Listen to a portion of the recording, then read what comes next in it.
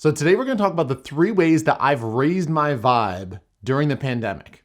And so one of the things is when you work from home, when you go and sit in the same office in the same chair and see the same things in front of you, I don't know about you, but after almost a year now, I'm starting to go a little crazy with it. So what I did is I actually moved my computer and where I work to another area.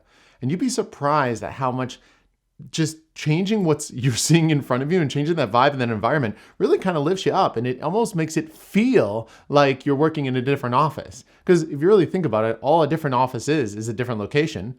And is it not a different location if you go from upstairs to down or from this room to that? Even if you just simply turn your desk around where it is and just face something different, it just feels different. So that's one.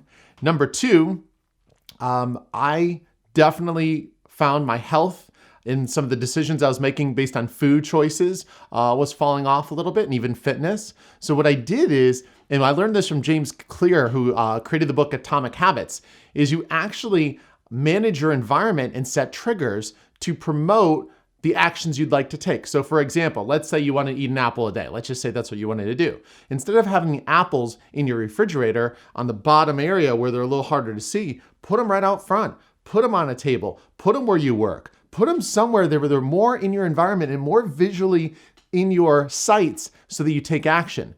So things I did, I put vitamins, boom, right in the kitchen table. Can't miss them. Second thing, you can actually take your workout clothes and get them, put them in a little pile, put them on the table as well. And it's just that little easy reminder to kind of remind you to take some action. Third thing I've done, and we've heard this before, but very few people do it. And even if it's cold, it's still amazing. I just go for a walk.